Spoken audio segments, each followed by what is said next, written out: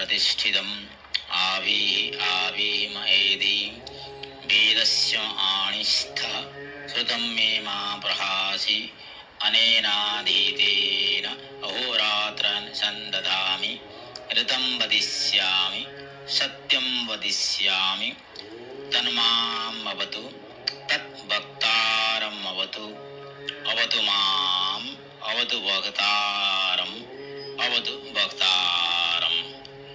ॐ शान्तिः शान्तिः शान्तिः। ॐ हरि ओम। My speech is rooted in my mind. My mind is rooted in my speech. Brahma, reveal yourself to me. And my mind and speech enable me to grasp the truth that the scriptures teach. Let what I have heard slip not from me. I join day with night in study.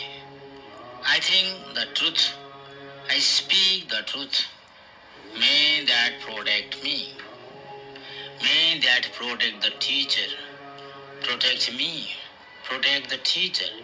Protect the teacher. Om Shanti Shanti Shanti. Om.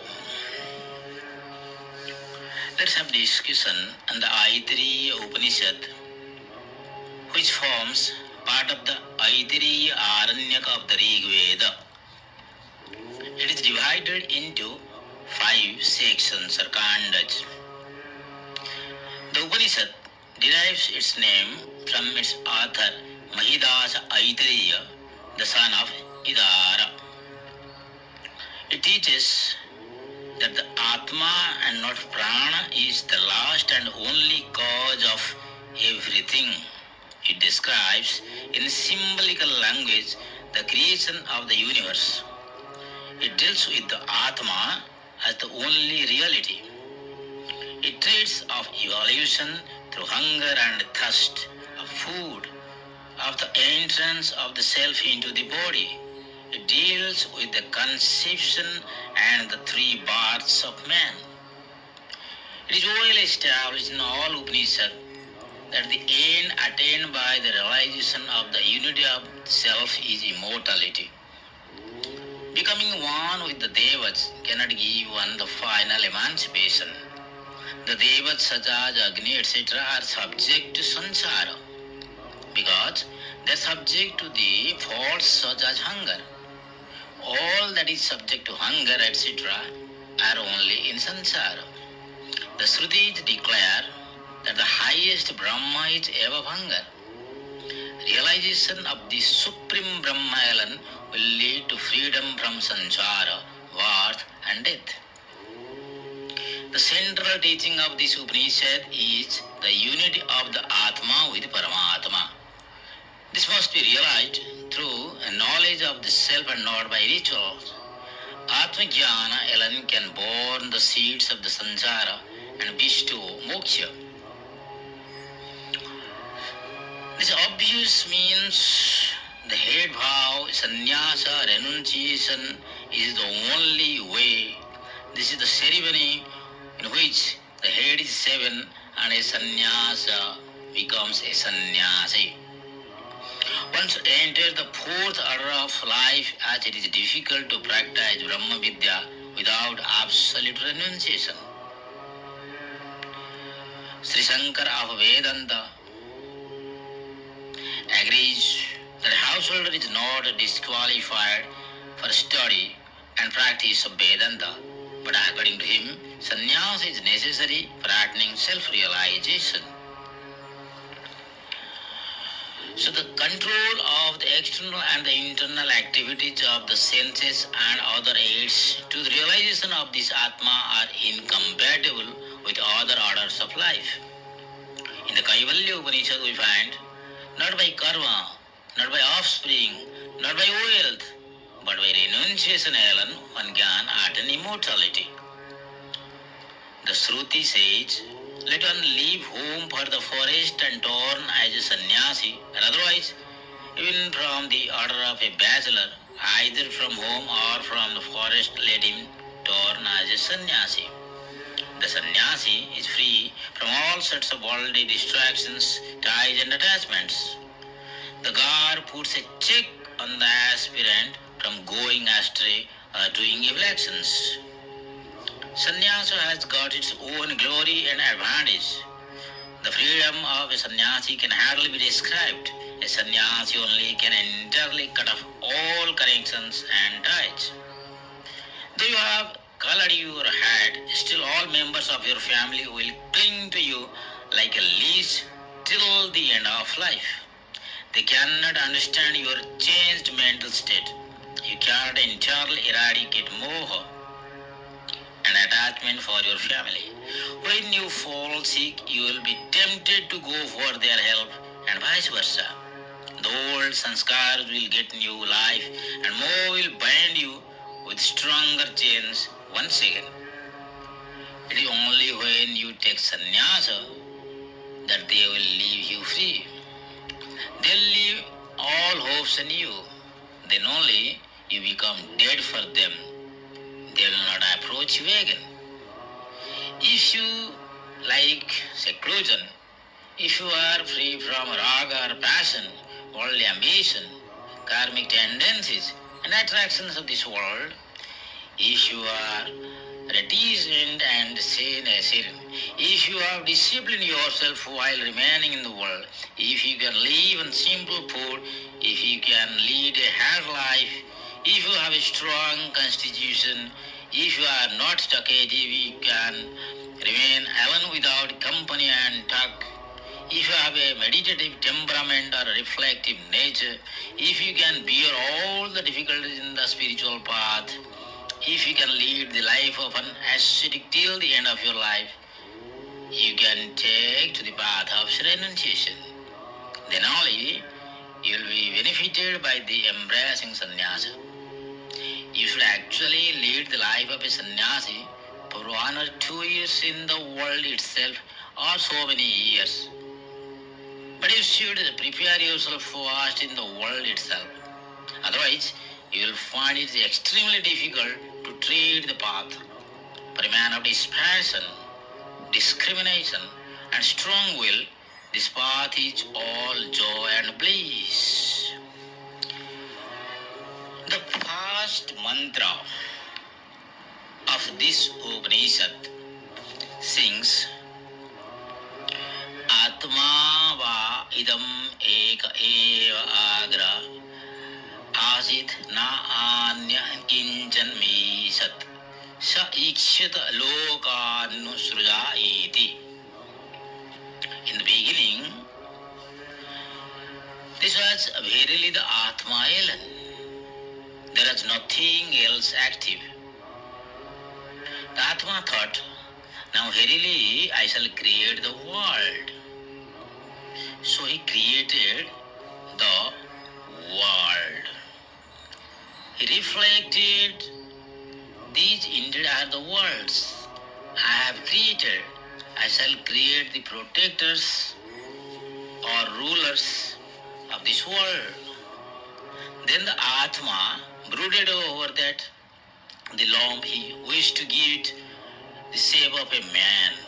A hole in the shape of a mouth manifested itself in the mass which was brooded over by him, just as a bird's egg bursts when hatched. From the mouth came out speech, and from speech fire. Then his nostrils came forth. From the nostrils the smell prana. From the smell the air came. His eyes came forth. From his eyes sight, from sight the sun. His ears came forth. From his ears hearing, and from hearing the quarters. His skin came forth. From the skin the hair, from the hairs the hops and big trees. His heart came forth. From the heart the mind, and from the mind the moon came out. The navel came forth. From the navel the apano, and from apano death came. His genetic organs came forth. from the genitive organ, semen, and from semen, water came out. Those gods and requested the Atma for food because they all were hungry.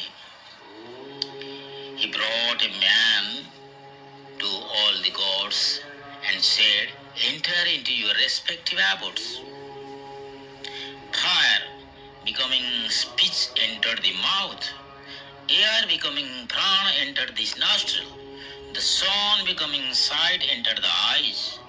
The deity of the quarters becoming sound entered the ear. The herbs and the trees becoming hair entered the skin. The moon becoming mind entered the head. Death becoming Avana entered the navel. Water becoming semen entered the genitive organ. Hunger and thirst said to Atma then, "Assign a place for us." He told them, "I assign you a place in these gods and make you shares with them." Therefore, when oblations are offered to the gaining god, hunger and thirst become shareholders. The Lord then thought again, "The worlds and the protectors of the worlds have been created. Now let me create food for them." Then the Lord brooded over the water and formed waters, so brooded over issued a form. The form thus created is verily the food. Just as rats run away at the sight of cats, so also the food began to run away, thinking it would be devoured by the eater. The Lord failed to catch it by speech, by prana, by eye, by ears, by touch, by mind, and by the genitive organs. He caught it at last by apana, through the cavity of the mouth, and thus ate the food. Therefore, this apana is the catcher of food. It has its life in the food. The Lord thought, "How can all these live without me?" So he pondered, by which way shall I enter the man's body? Then he opened the suture of the skull and entered by that door. That door is called the Vedrati or cleft. It is verily the Nandana, the place of bliss only. First, indeed, the germ is in the man. That which is semen is the essence of strength or vigor, drawn from all his limbs. He bears himself within his self alone. When he deposits it in the woman, he causes it to be born. This is its past birth. That means the past delivery or birth took place. Then the Atma, which brooded over the man and came to this earth, the Brahma, this universe, thought that the universe has wisdom for its guide. Wisdom is the basis or stay of all. Verily, wisdom, that is Prajnana, is Brahma. Any seeker, the Upanishad describes in its last mantra, Sa etena prajnana atmana asmat lokat utkrami amosmin swarge loke sarvan kaman aptva amrita sambhavat. Any seeker after truth who knows the self in the way explained can attain immortality. A liberated sage doesn't move to any world. He gets absorbed in the all-pervading Brahma. He realizes that the individual soul is identical with Parabrahma. Om Bang me manasi pratisthita Mano me vaji pratishthitam Avi avi maedi Vedasya mahanistya Sudam me ma prahasi Anena dhidena Ahoratran sandadhami Ritam vadisyami Satyam vadisyami Tanmam avatu Tat vaktaram avatu Avatu mam Avatu vaktaram Om Shanti